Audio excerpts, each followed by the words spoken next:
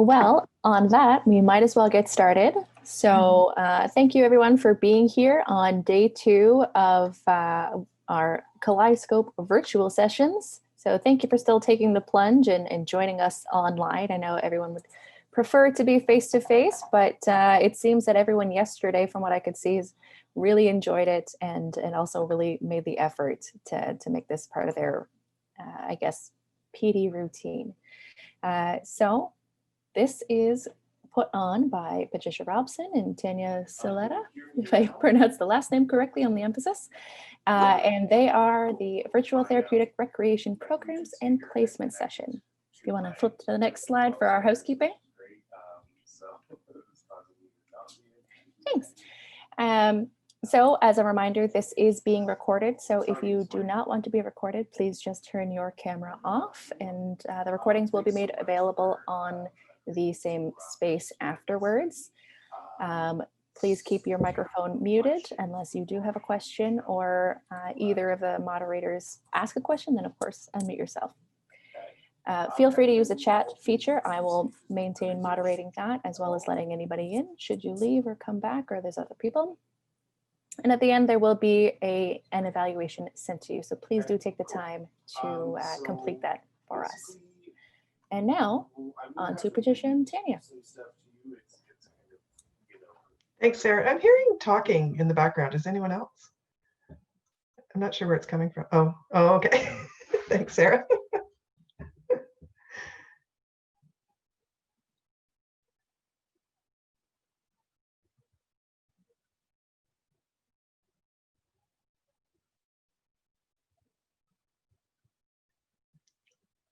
So hi, everybody, and welcome. Tanya and I are super excited that you're here to join us. We pulled together a virtual placement last summer for the students.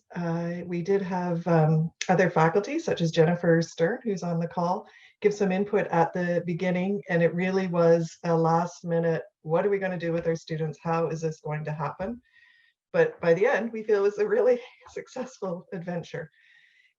So by the end of this session, we're hoping that you can list the steps to developing a virtual placement project. You'll be able to summarize the impact of the virtual TR delivery and programming on the people that participated.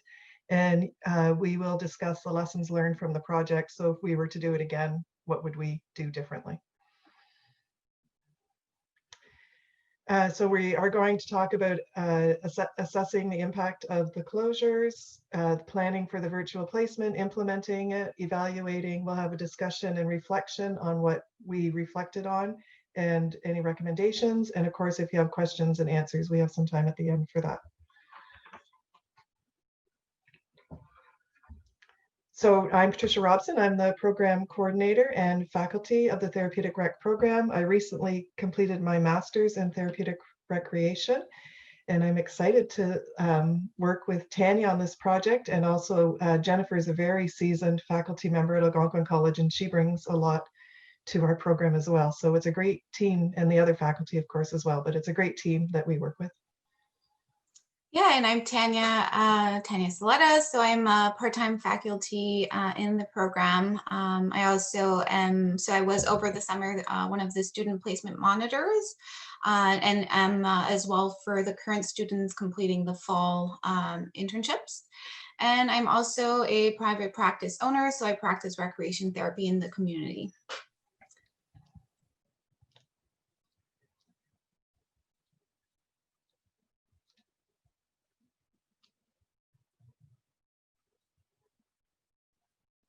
Sorry, there's a little delay. You guys and you didn't mention she's also the recipient of the Minister of Education Award for Innovative Teaching, or something like innovative something. So that's quite an honor because of this project. She put in hours and hours of work that was way beyond the call of duty. So she did a good job.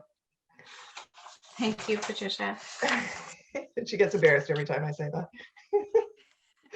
So last spring, as I said, our program is a college graduate certificate. So it's a one-year program. The students have 2 semesters of classes in the fall and winter. And then in the spring, they're expected to do a 14-week full-time unpaid placement. So last year, January, February, we're starting to sort out where the student's going, what is it that they need to do for their placement. And suddenly COVID hits. Agencies are like, we can't take any students. And we're like, what? We need you to take our students? We had students who had signed up to go on to take a university degree in September, or there was some people that had gotten special funding to take the course and they had to use their money up by the end of August. So there was, and some students were like, I don't want to break the momentum. I don't want to just put my placement on hold. And with COVID, who knows when, like if it's September 2020 or if it carries on, they just felt that they would lose the momentum of everything they had learned in class if they kind of sat around. So we're feeling some pressure and responsibility to get these students moving. So we came up with 3 options. One, they could defer their placement. Some people chose to say, you know what, virtual or going into an agency right now, I'm not up for that. I'm going to wait until September. For the first, and usually the placement is unpaid. For the first time, we allowed them to get a job. And so that got their foot in the door at an agency. And then whether the job was in recreation or not, they could at least volunteer extra time to complete their competencies and to meet the demands of the curriculum. So most of them did get recreation jobs, but there was a couple of people that weren't necessarily directly recreation. So they were able to access the people and stay after work or whatever and put in their hours. Our professional organization, Therapeutic Rec Ontario, or TRO we call it, also allowed us to say we could reduce the number of hours of placement. So we could put it down to 480 instead of 560. So placement was reduced to 12 weeks. And they also said, we're comfortable if you feel that you're comfortable signing off saying, you know, there's a list of competencies the students have to meet. So if you feel they've met those competencies in coursework and in placement, there's not so much pressure to make sure they put in all these hours. So the pressure was really taken off, and that really helped.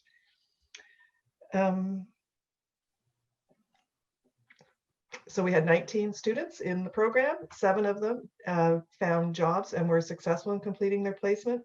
6 people completed a virtual placement that we're talking about, and 5 deferred. So the 3 options were they could get a job, do the virtual placement, or defer.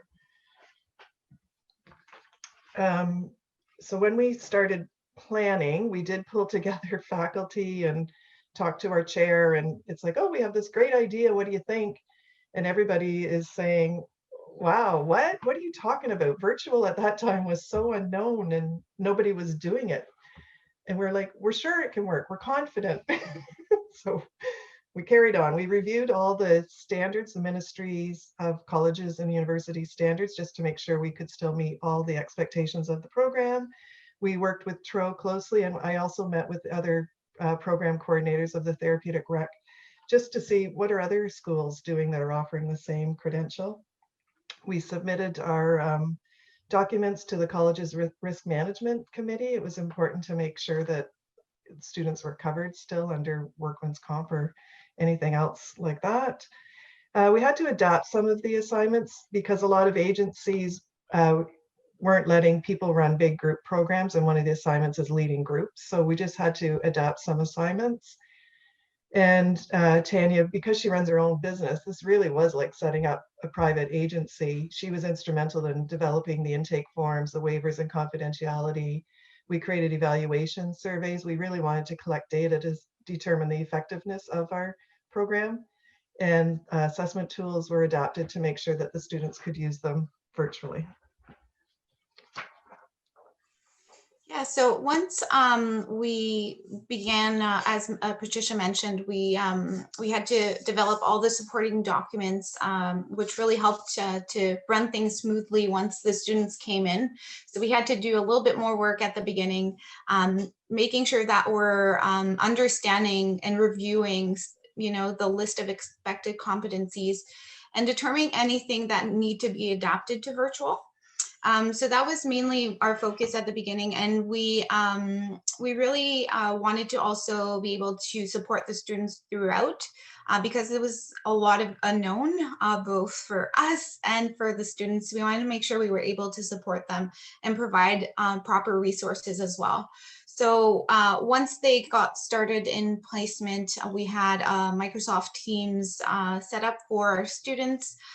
We had, you know, a lot of resources in there, professional development, anything supporting them in what you know, what kind of skills they would need to have to be able to work with clients virtually. So we really had a methodology, I guess, that was figured out before sending our students in. And we made sure that, you know, we would be able to support them that way.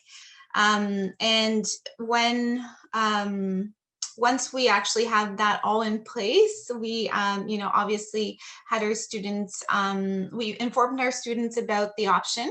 At first, we had a sort of a deer in headlights, crickets all staring at us like, what do you mean virtual? And I think all three of us, so Jen and Patricia were both on the call with me, and like, so I had to do a little bit of convincing of saying, hey, listen, you know, virtual is something I'm sure here to stay. We just have to adapt the way we work. People definitely need it, you know, more than ever right now. So providing that type of support is definitely something that will be fulfilling a need. So we did eventually get them on board. So we had to hear the expectations that we wanted to determine, you know, what students should be able to fulfill during placement. So really breaking it down as much as possible. On to the next slide here. I think we skipped a slide or two, eh? There you go. Go ahead, Patricia. I think your microphone is. Yep. Thanks, Tanya. So we did kind of open it up to anybody, but we sort of had parameters around what is an ideal student for virtual placement, because you have to be self-driven, independent, organized. It's not like you're going to an agency and somebody's guiding you through your day. So we really needed to make sure that people were committed, that they would be reliable if they set up meetings with clients. Well, A, that they would set up the meetings, and then B, show up to the meetings and run solid programming. We really needed people to be creative and think outside the box. There was no examples. There was nothing. Students are like, well, what does this look like? And we said, we're not really sure. We're all working on this together. So we'll see. We'll tell you at the end what it looks like, because by then we'll have a really great roadmap. So just that type of personality that's like, okay, I don't know what I'm jumping in for, but I'm committed, and I will work hard, and I'll really get the job done. And I would say that all the students that participated, both in the virtual and the ones working, were kind of in a similar boat. They all really stepped up to the plate, and the success is truly owed to the students. Absolutely. So once we had them on board, we went through the process of recruiting participants for the project. Obviously, we couldn't run this without having you know, enough participants to be able to implement those programs with. So what we did is we created a registration platform, which was just a Google website that we just off the fly created with nice little visuals and descriptions of what we're trying to offer, and a link to register, which we received on our end. So that created encrypted forms for us. We were able to manage that information safely for the clients.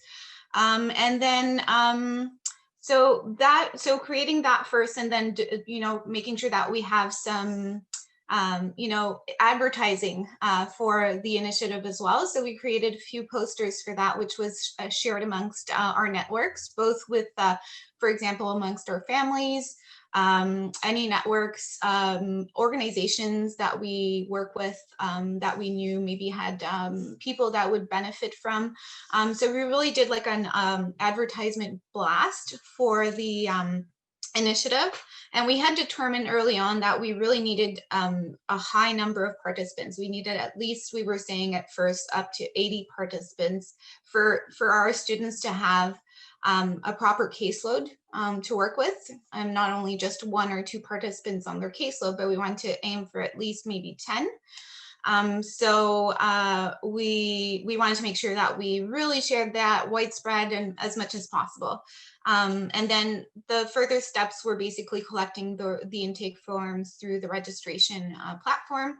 And then we did a pairing of the participants with the student. And that was done as kind of a teamwork. We determined as a group, the students determined that they would like to have a look at, the intake forms and select their caseloads based on their interests and their qualifications or what they're comfortable with.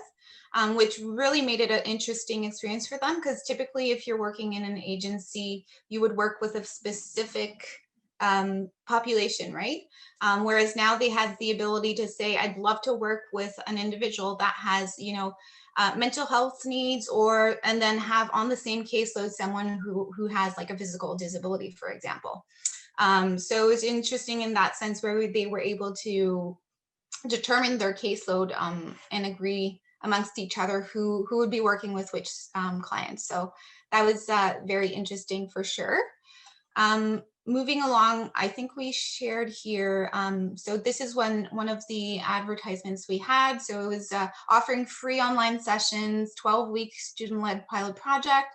And it was really, we wanted, I think the fact that it was, I see it now because I do it in my practice as well. Virtual programming is something here to stay, that's for sure. But the fact that we offered something free of charge right at the right time, just when we were going into the first portion of self-isolation, where it was kind of across the board, everyone all of a sudden at home.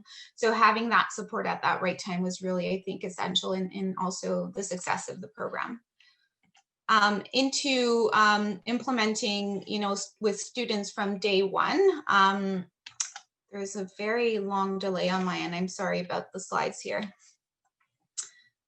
So day one was here introducing all the procedures to our students, getting familiar with the platform, with Microsoft Teams, figuring out scheduling as well. How do we manage scheduling? Because we, as monitors, we had to also make sure that we were able to do some observation on their calls. So how would we figure that out? So we implemented that early on in the first day. And then reviewing all the assignments, and we had initially in preparation for placement in the winter semester, we had talked about the placement manual and all the expectations. So that had changed, right? So we had to make sure that they understood what applied here in virtual.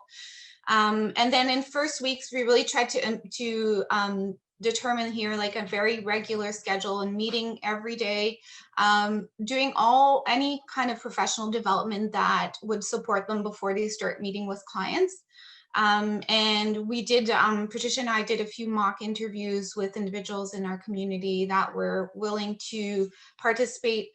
So just kind of doing a mock interview with a client where this is what it would look like, because they asked us early on, what would that look like? And we're like, well, we can give you an example. Here's what I do with my clients when I'm working in the community. So we did that with a few different age groups, just so that they see what it's like to work with an older adult versus a child, for example. So that really helped them gain that a little bit more confidence and okay, I think I can do that now. So as we were doing that in the first 2 weeks, we were getting the intake from participants, so from our website. And we realized quickly that there was a strong need, as I mentioned. 2 weeks into advertising, we reached our capacity. So we were full. Then we increased that to 100 participants, thinking if we ever had to discharge clients from one of the caseloads for XY reason, then we'd have backup. So, and knowingly, eventually down the line, we wanted to do group programming. So having more people join at that point too. So we opened up for a few more spots, which filled up quickly as well. So that was up until week 2, and then weeks 3 to 6, we really went into meeting with the clients, building that therapeutic relationship with the clients, getting to know them. We did a lot of the client assessments and program planning for their clients in the therapeutic recreation process. It's the early steps, so we did that. And then we moved from daily to weekly check-ins with our team. We did do very regular check-ins here and there throughout the day to see how students were doing on their end.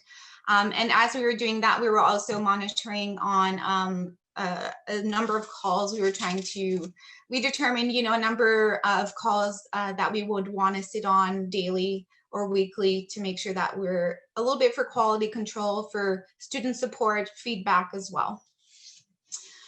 Week 7 to 12, we went into implementing group programming on top of the individual sessions.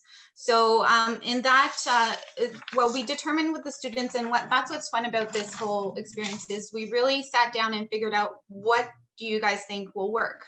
Should we stop our individual sessions, focus on group programming, or should we do both combined? And then we had that conversation. Students said, well, we think that our clients would benefit from the groups, so we'll keep working with them, maybe go from 2 sessions a week to 1, but then have that group programming option for them. So we really agreed all together that this would be the right step, and went for it.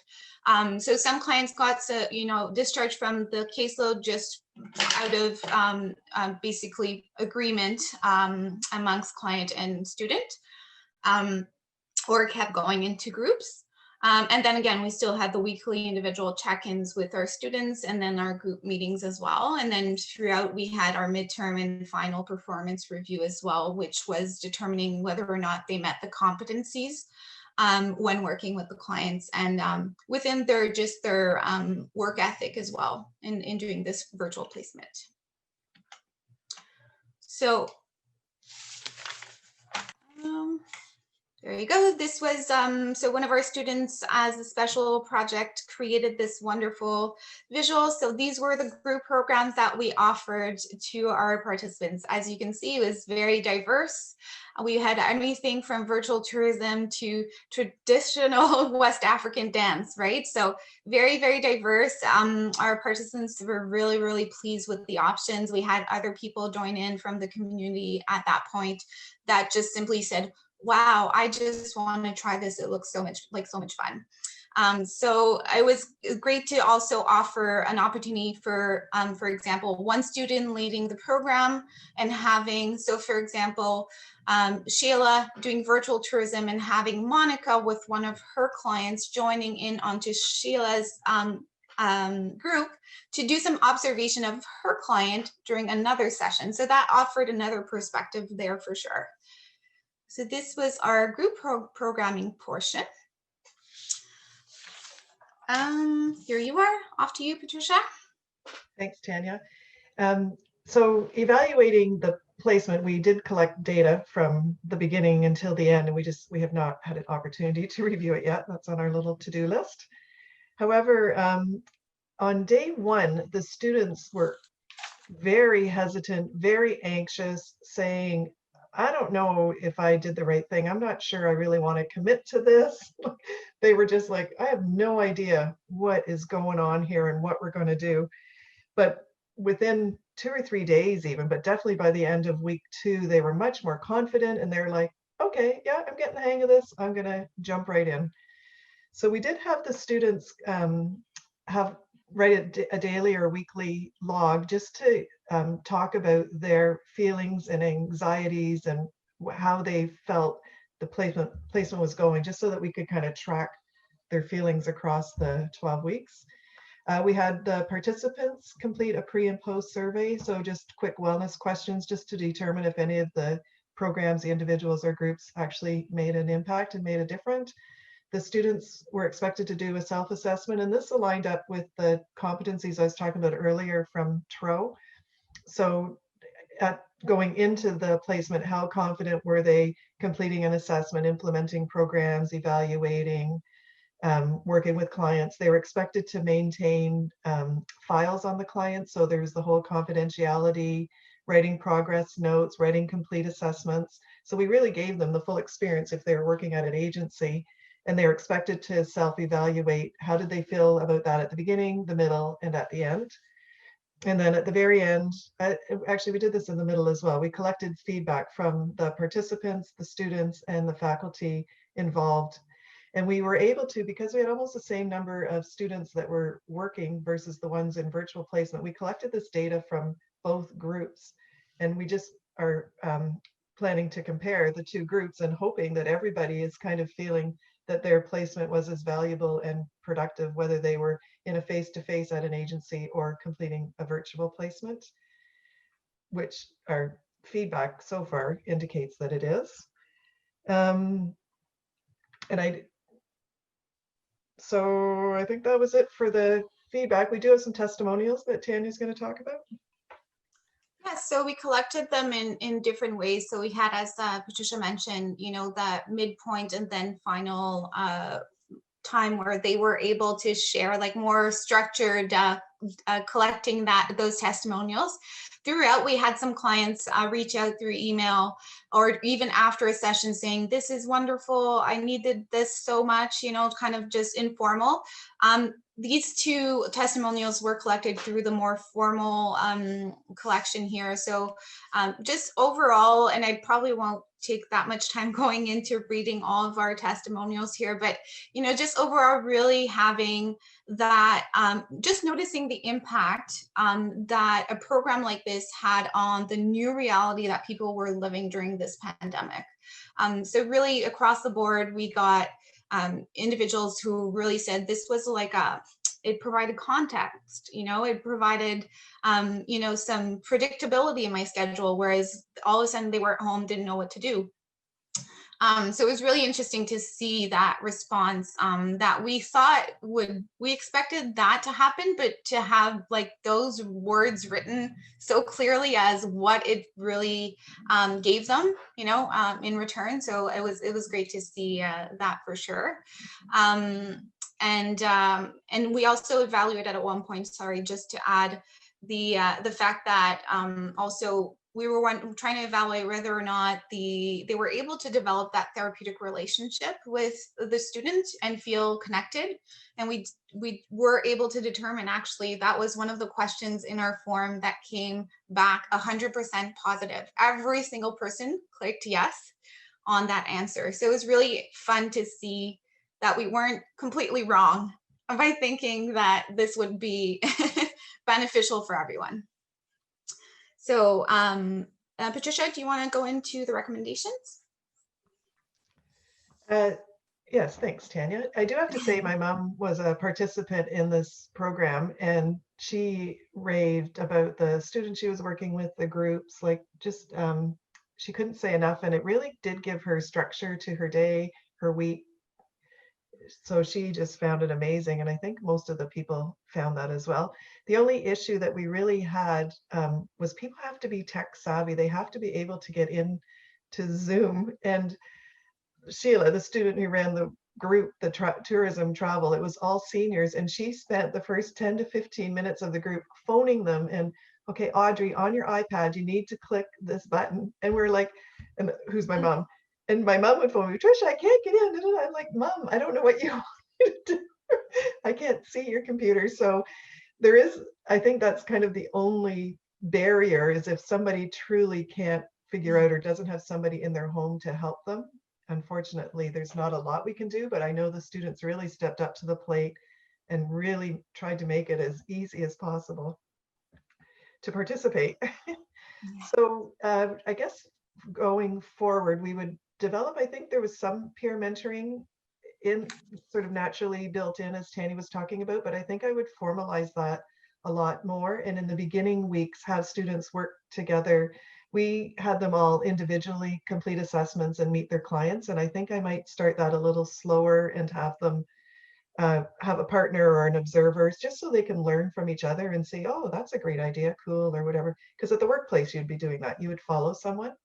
So I think we would really enhance and beef up the peer mentoring component. A cancellation policy. Sometimes, for whatever reason, participants wouldn't show up to meetings or whatever. And it's like, okay, we're really counting on the students getting X number of hours per week. And if suddenly 3 to 4 hours is lost because people didn't show up, then it's hard to, and you only have 12 weeks, right? So it's hard to recover those hours. And the students put a lot of work into planning their sessions. So it's really important to somehow get the participants aware of that and really strongly committed. I don't know, I mean, we did try that. I don't know what else we could do, but somehow we need to put a little bit of work into that. If you had the time and resources, and if you were doing this and it was just a broadband open project, you would have to, I think, vet the participants. The people we had were all family and friends and somehow connected. Like we just put the call out to all our family and friends and faculty, everybody, like invite anyone and everyone you know. So there was kind of a little connection, but there was a couple people that were inappropriate. And after on a session with a student, I said, okay, that person needs to be discharged. So there does need to be a little bit of a vetting of the participants, and also at the front working with the students of, you know, if a person isn't acting appropriately, we need to discharge them and not carry on. And then a mandatory information session for participants. So I guess at the very beginning of the process is bring all the participants together and probably do an orientation session, just so that everybody understands what's going on and what this is going to look like. Mm-hmm. Yeah, and in that sense also understanding, because a lot of people came in not even knowing what therapeutic recreation was and not even knowing what it entails, what kind of programs they were signing up for. They just saw free programs. I'm signing up for it.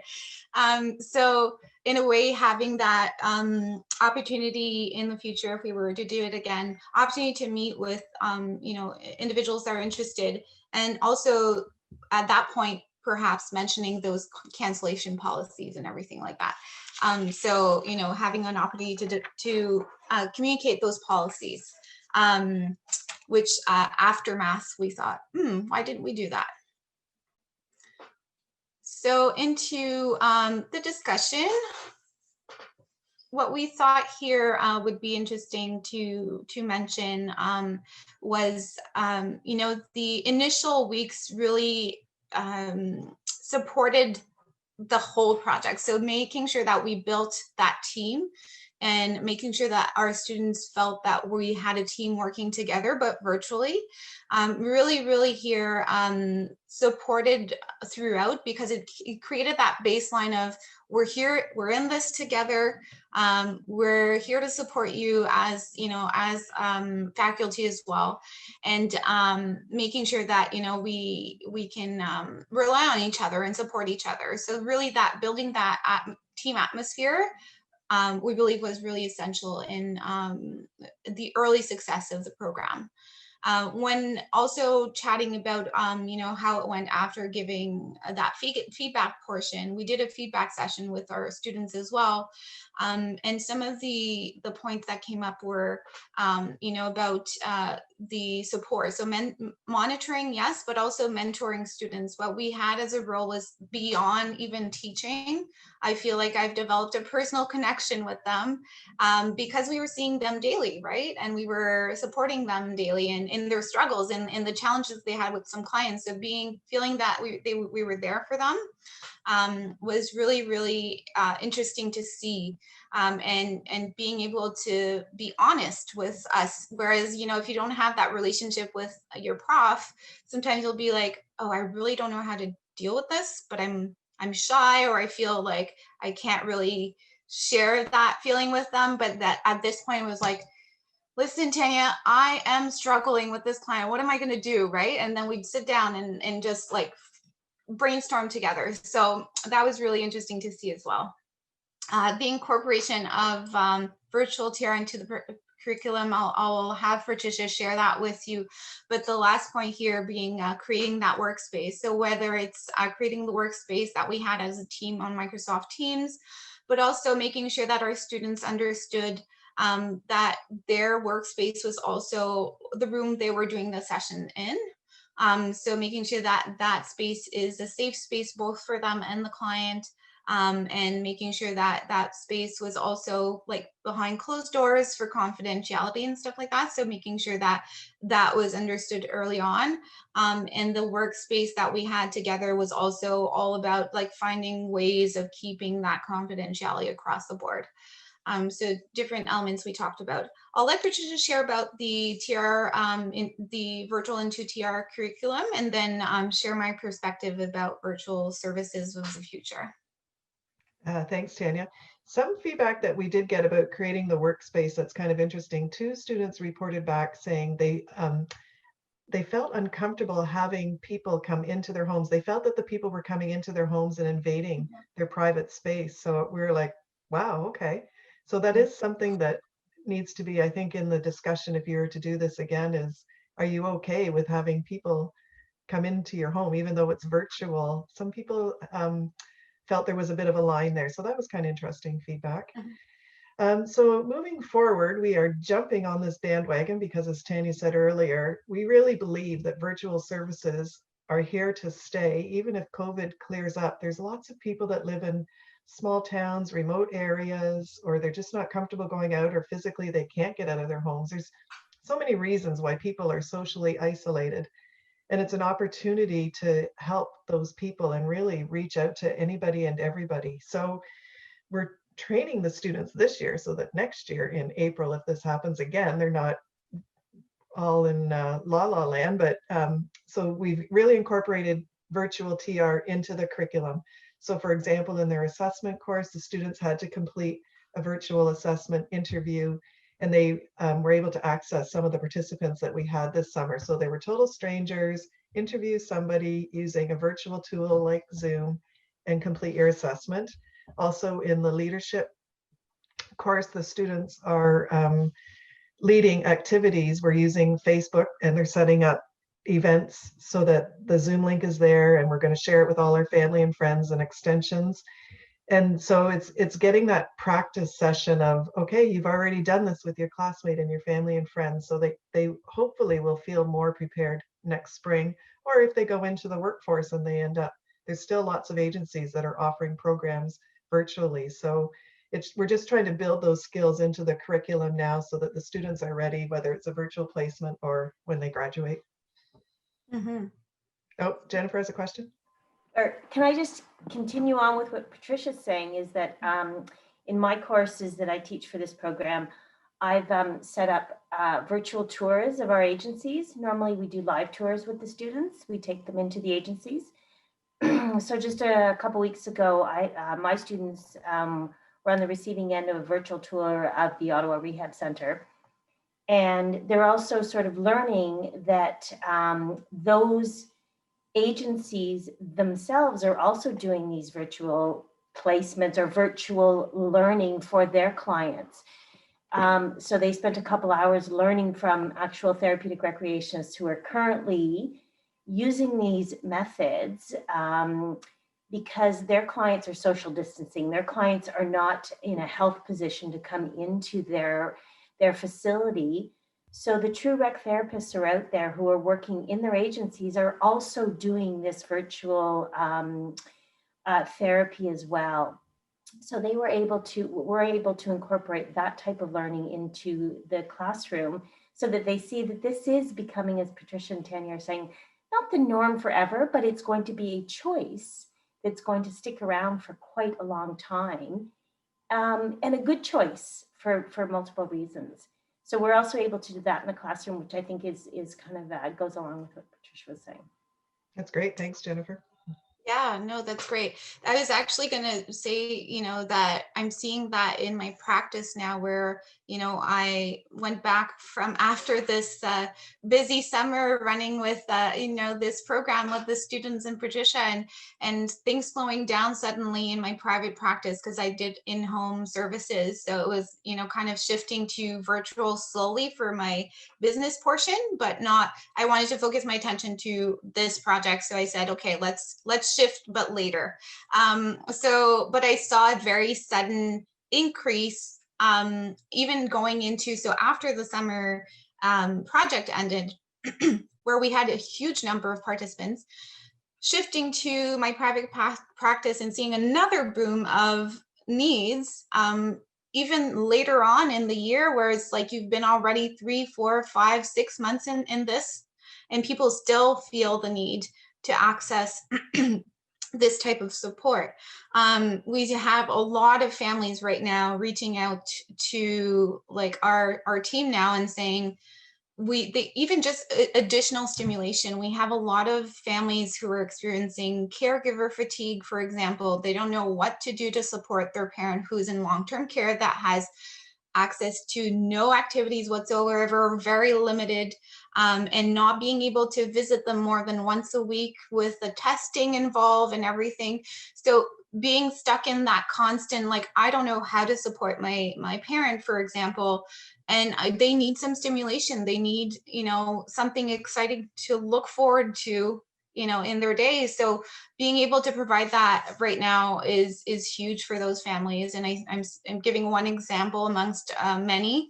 And all that to say that I'm really seeing that, virtual TR being something that's really booming and really becoming a way of practice in our field.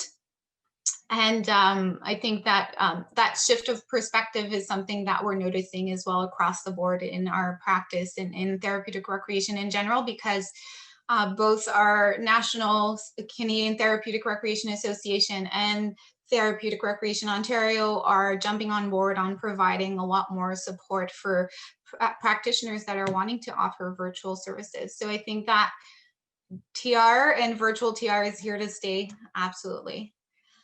So I think that was pretty much a summary of our experience of our pilot project. At this point, we're happy to take any questions, any clarifications you would want to have.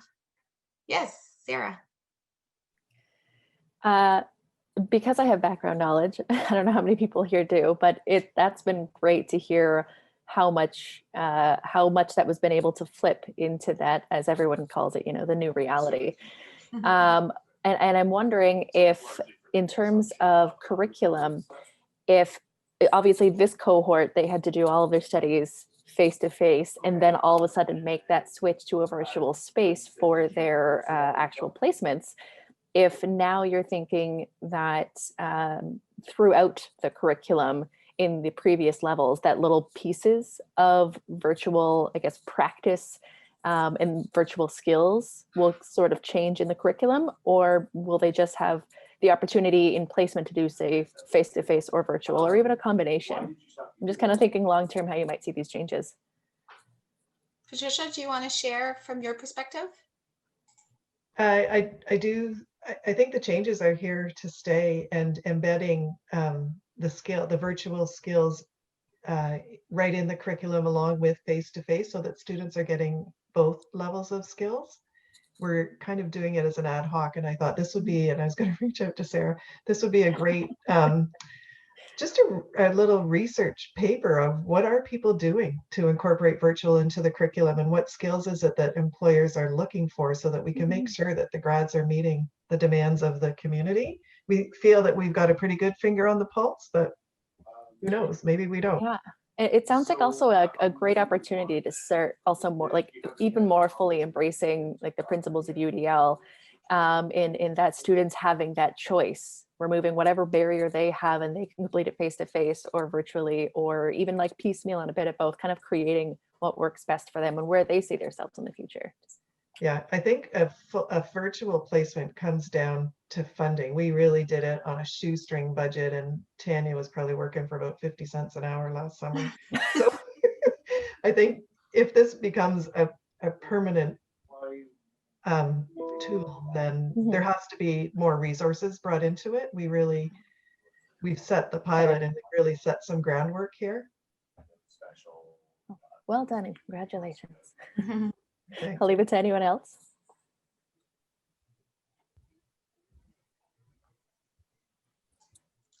Chat come up here. Well, thank you. I see, I just noticed all the chat going on, sorry. Can I just add one thing in too, is that these guys talked about at the very beginning, was that at first we did have to sell our students on this, because their mindset was so into the traditional way of meeting their competencies that has always been around. Even though these students are new to therapeutic rec, they were coming in with expectations that were the norm for that program.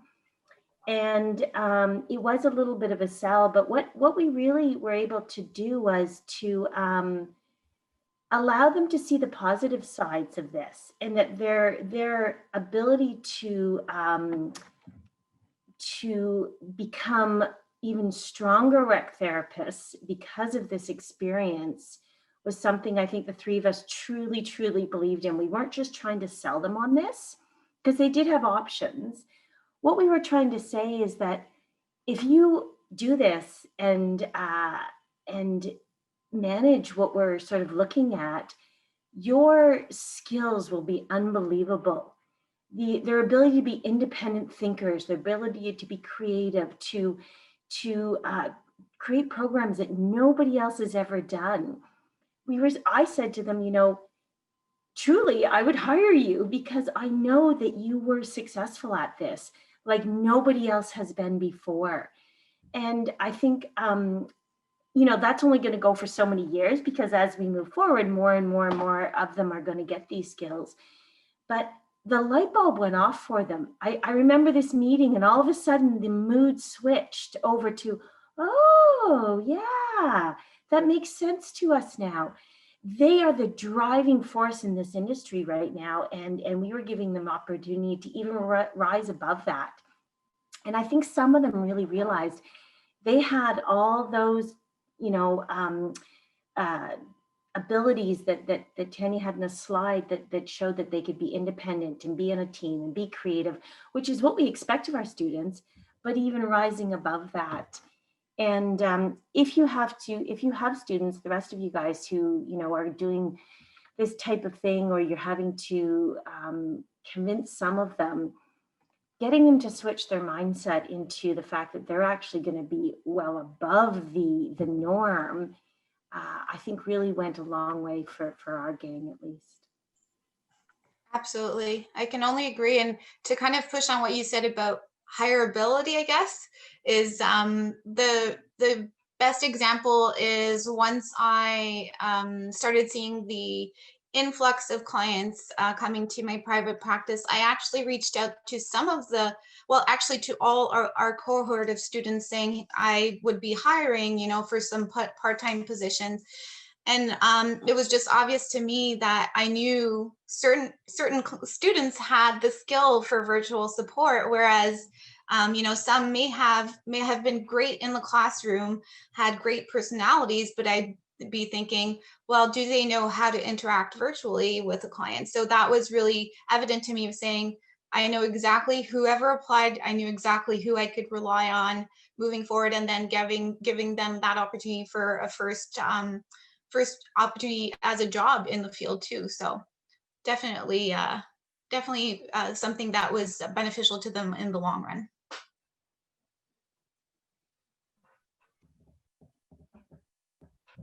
All right. Does anyone have any other questions or comments?